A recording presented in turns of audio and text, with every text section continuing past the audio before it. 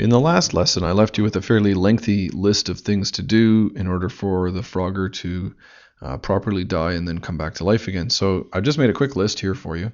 In the car, which we already have done, the dead frog message gets sent as a variable, and then in the frog, it receives the message and it stops moving. That's already been done. So now we just need to display a message. We need to make the dying sound. We need to go back to the start, and we need to come back to life. So we've already created the if-else so that will stop the movement from happening. And so the next thing on our list was to create some kind of a look or some kind of words. And so we're just going to say hello.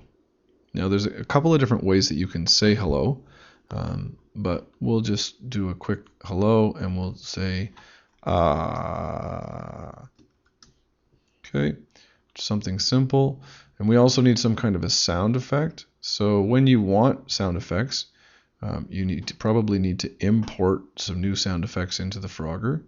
I'm going to choose just a random sound, and I think, nope, it's under, there we go, under effects. I like the bell toll myself. I think that's one of my favorites. And so we're going to play the sound of the bell toll, and we're going to say ah.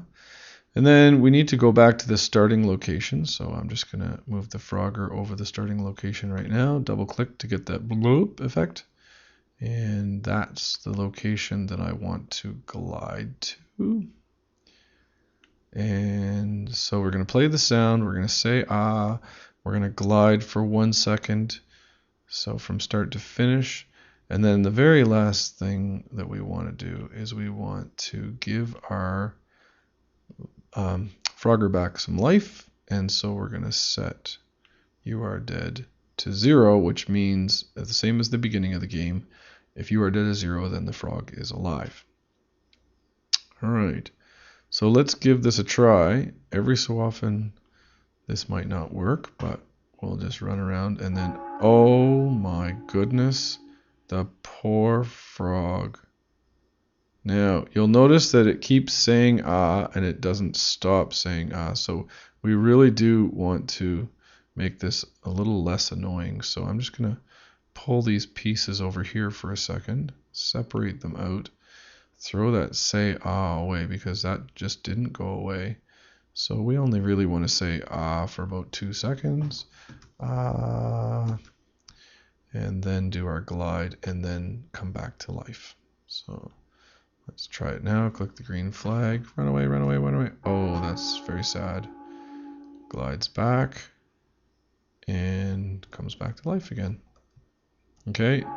Now you'll notice that only my blue car is doing any damage right now. I can come up here and park, and that's because I need to copy that bit of code into the other cars. So again, object-orientedness helps us because I can go to my blue car, and this is really all the code that I need for all my other cars. So I can just simply drag this bit of code until it highlights the other cars. So there's the red car, there's the yellow car, there's the green car. And when I go back to those cars, so I'll go to the green car, there's the bit of code that I just dragged in, and so now I can just attach it. And literally, it's exactly the same code sending the same message to the same frog to say you are dead.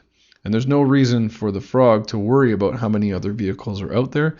All it has to know is there's a variable called you are dead, and that if it changes, then you die.